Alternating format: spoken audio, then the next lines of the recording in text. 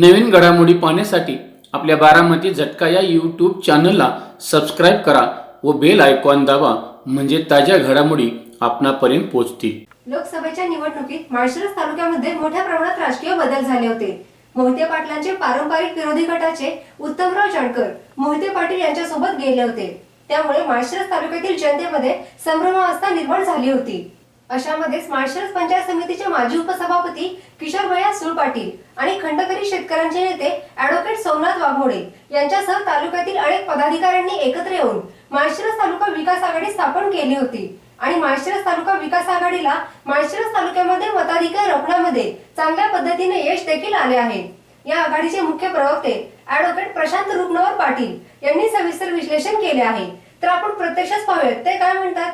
लोकसभेची निवडणूक संपली आणि त्यामध्ये भारतीय जनता पक्षाचे खासदार रणजितसिंह नाईक निंबाळकर यांचा पराभव झाला.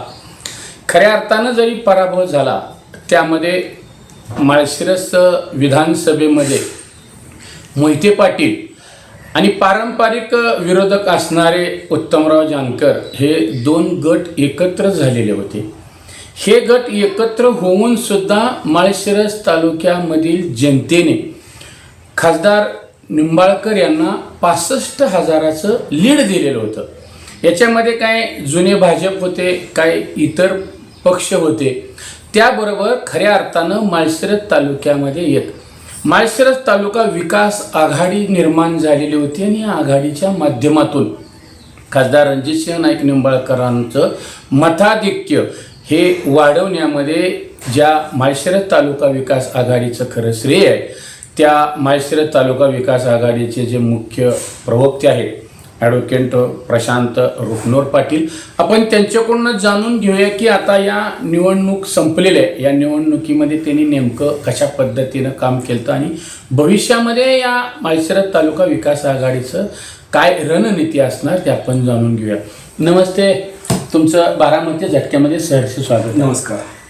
आता ही जी निवडणूक संपली, या माळशिरस तालुक्यामध्ये तुम्हाला 65,000चं जे लीड मिळालं, याकडे तुम्ही कसं बघताय नेमकं?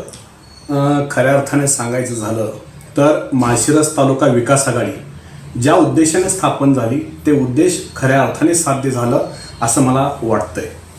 काय झालं की ज्यावेळी पारंपरिक विरोधक आणि मोहिते पाटील हे एकत्र आल्यानंतर या जनतेसमोर प्रश्न पडला माळशिरसच्या की निश्चितपणे आपण काय करायचं आणि कशा प्रकारे जायचं.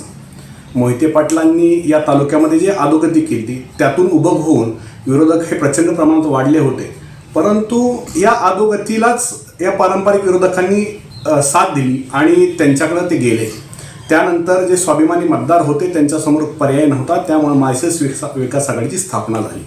आणि माळशिरस विकास आघाडीची स्थापना झाल्यानंतर या ठिकाणचं जे भाजप होतं, राष्ट्रवादी असेल, अजितदादा गट, स्वाभिमानी शेतकरी संघटना असेल, रयत क्रांती असेल आणि तसं अनेक छोट्या मोठ्या ज्या संघटना आहेत ज्या भाजपबरोबर सातत्यानं राहिल्या आणि या तालुक्यातल्या तळागाळापर्यंत पोहोचून कशा प्रकारे आपण खासदार साहेबांना लीड देऊ यासाठी प्रयत्नशील होते.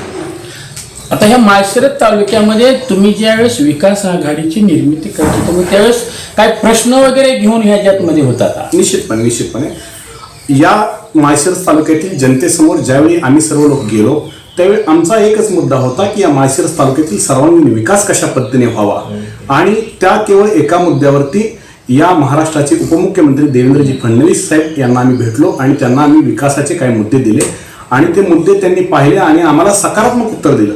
आणि तो सकारात्मक मुद्दा घेऊनच आम्ही जनतेसमोर गेलो आणि जनतेलाही तो विश्वास दिला की आपण जर भारतीय जनता पार्टीसोबत राहिलो तर निश्चितपणे आपल्याला इथून पुढच्या काळामध्ये या माळशिरस तालुक्याचा सर्वांगीण विकास झाल्याशिवाय राहणार नाही.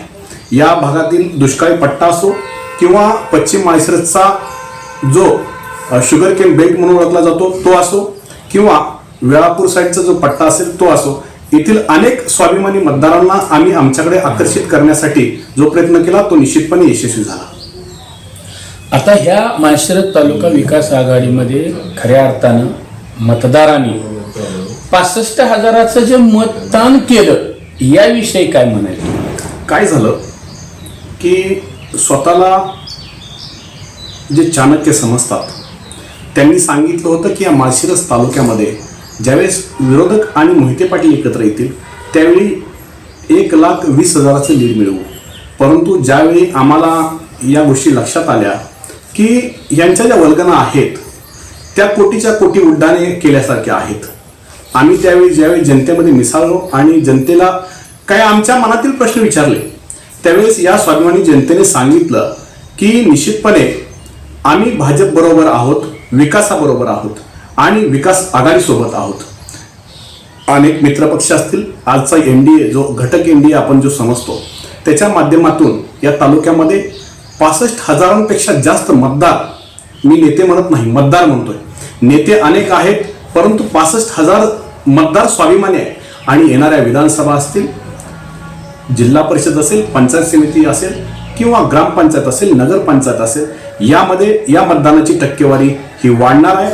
आणि इथून पुढे ज्या नेतृत्वावरती या जनतेने विश्वास ठेवलाय त्या जनतेला मी आश्वस्त करू इच्छितो की या देशामध्ये पंतप्रधान नरेंद्र मोदींच्या माध्यमातून सरकार स्थापन होत आहे आणि महाराष्ट्रामध्ये एकनाथजी खडसे यांच्या नेतृत्वाखाली, उपमुख्यमंत्री देवेंद्रजी फडणवीस यांच्या नेतृत्वाखाली, अजितदादा पवार, उपमुख्यमंत्री अजितदादा पवार यांच्या नेतृत्वाखाली हे सरकार आहे. आणि या सरकारच्या माध्यमातून माळशिरसमध्ये विकासाची गंगा जी इथून पाठीमागच्या काळामध्ये मोहिते पाटलांनी जी अडवून धरली होती ती आम्ही आणणार आहे आणि त्या विकासाच्या गंगेत या माळशिरस तालुक्याचं निश्चित परिवर्तन होणार आहे. आता ह्या विकास आघाडी करीत असताना नेमके प्रमुख जे प्रश्न होते ते कोणते कोणते होते? प्रमुख प्रश्नांचा विचार करता आजपर्यंत या तालुक्यामध्ये मोहिते पाटलांची सत्ता होती. मोहिते पाटलांनी जे प्रश्न शिल्लक ठेवले किंवा या तालुक्यातील जनतेचे प्रश्न जर सोडवले तर एक जनता सुखी, समृद्ध आणि विकसित होईल. यासाठी या माळशिरसमधल्या दुष्काळी पट्ट्याचा प्रश्न आहे, जो पट्ट्याचा प्रश्न माननीय खासदार साहेबांनी सोडवलेला आहे. निरा देवदरचा प्रश्न खासदार साहेबांनी सोडवलेला आहे. तो प्रश्न जो थोडासा शिल्लक राहिलेला आहे तो कंप्लीट करण्यासाठी आम्ही प्रयत्न करू. सोमनाथ अण्णांच्या मार्गदर्शनाखाली रेल्वेचा प्रश्न होता, तो रेल्वेचा प्रश्न हा निश्चितपणे आता आलेले सरकार हे सोडवणार आहे. आणि त्याचबरोबर माळशिरस तालुक्यातील जनतेसाठी ज्या ज्या काही अडचणी होत्या, आजपर्यंत रखडलेले जे प्रकल्प होते ते प्रकल्प या ठिकाणी पूर्ण करण्यासाठी हे राज्य सरकार आणि केंद्र सरकार निश्चितपणे प्रयत्नशील राहील आणि त्यांच्या माध्यमातून आम्ही जास्तीत जास्त निधी आणून या ठिकाणी विकास करण्याचा प्रयत्न करणार आहोत. माळशिरस तालुका विकास आघाडी स्थापन केल्यानंतर जे काय तुमच्या मनामध्ये खासदारांचं मतदान होतं ते तुमचा उद्देश पूर्ण झालाय?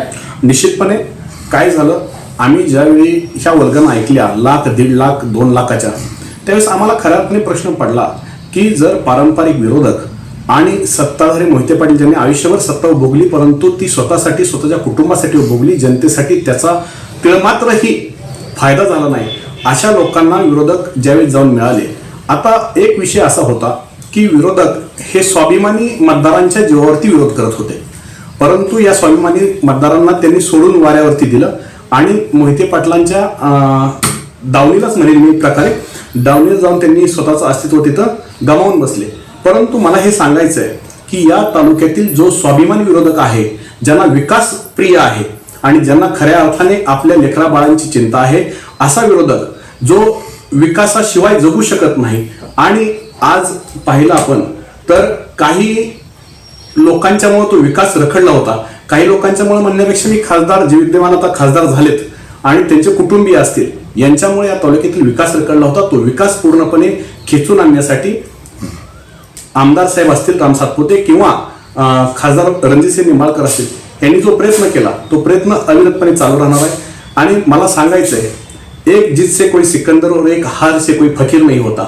एक लक्षात घ्या, एक खासदारकी ही विरोधकांची खासदारकी आहे आणि त्या खासदारकीत काय असतंय, जर सत्ता नसेल तर आपल्याला खऱ्या अर्थाने विकास होणार नाही. या तालुक्यातील जनतेला मला सांगायचं आहे की निश्चितपणे एक लक्षात घ्या की एका खासदारकीवरती कोणीही इथं विकास करू शकत नाही आणि राज्यात सत्ता नाही, केंद्रात सत्ता नाही, फक्त एक खासदारकी आहे आणि त्यामुळे कुणीही हुरळून जाऊ नये. या देशामध्ये नरेंद्रजी मोदी यांची सत्ता आहे आणि या राज्यामध्ये एकनाथजी शिंदे यांचं सरकार आहे. या सरकारच्या माध्यमातून येणाऱ्या प्रत्येक इलेक्शनला असेल किंवा प्रत्येक विकास कामामध्ये असेल, माळशिरस विकास आघाडी असेल, भारतीय जनता पार्टी असेल, राष्ट्रवादी काँग्रेस असेल, शेतकरी संघटना असतील, या सर्वांना बरोबर घेऊन या तालुक्याचा विकास करण्यासाठी आम्ही प्रयत्नशील आहोत. मी भविष्यामध्ये ही माळशिरस तालुका विकास आघाडी एकसंघ अशी राहील.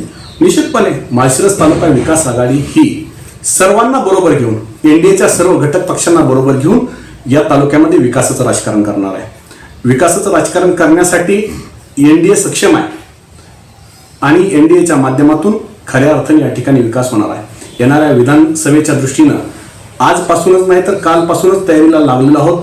येणार जिल्हा परिषद असेल, पंचायत समिती असेल, ग्रामपंचायत असेल, नगरपंचायत असेल, यासाठी एनडीए प्रयत्न करणार आहे. आणि सगळ्यात महत्त्वाचं म्हणजे ज्या मतदारांनी आम्हाला मतदान केलं त्या शेवटच्या घटकापर्यंत आम्ही आहोत.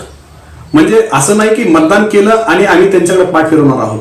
ज्या ज्या लोकांनी मतदान केलं आणि ज्यांनी केलं नाही अशाही लोकांना मला सांगायचं आहे, जो दे दे उसका भी भला, जो ना दे उसका भी भला. कारण की हे राज्य हे देवेंद्र फडणवीस साहेबांच्या मार्गदर्शनाखाली आणि नरेंद्र मोदी यांच्या नेतृत्वाखाली हा देश चालतो आणि या देशामधले सर्व घटक हे यांच्याशी आम्ही बांधलेलो आहोत.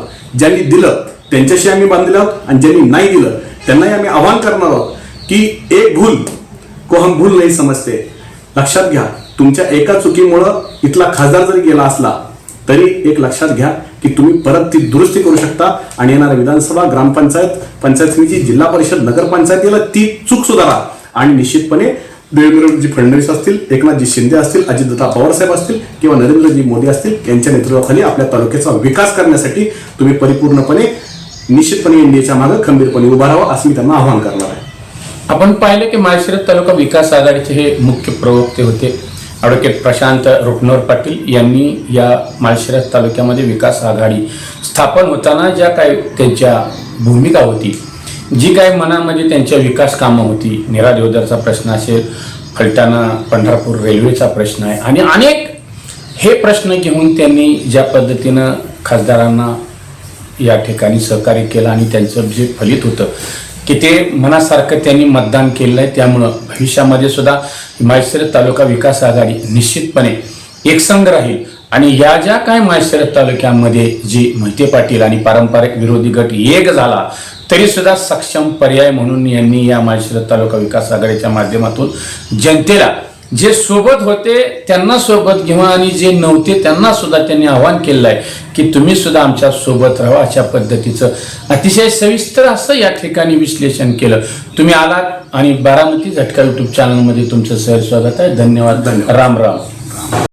व्यवसाय वाढवायचा आहे पण जाहिरात कुठे देऊ हे लक्षात येत नाहीये. अहो, आता विचार करायची गरज नाही, कारण बारामती झटका न्यूज यूट्यूब चॅनलला आपली जाहिरात द्या आणि निश्चिंत राहा. अगदी कमी किमतीत जास्तीत जास्त लोकांपर्यंत पोहोचा आणि आपला व्यवसाय वाढवा. तर लगेच आपल्या बारामती झटका न्यूज यूट्यूब चॅनलला संपर्क करा. संपादक श्रीनिवास कदम पाटील, 98 50 10 49 14 आणि 91 30 10 32 14.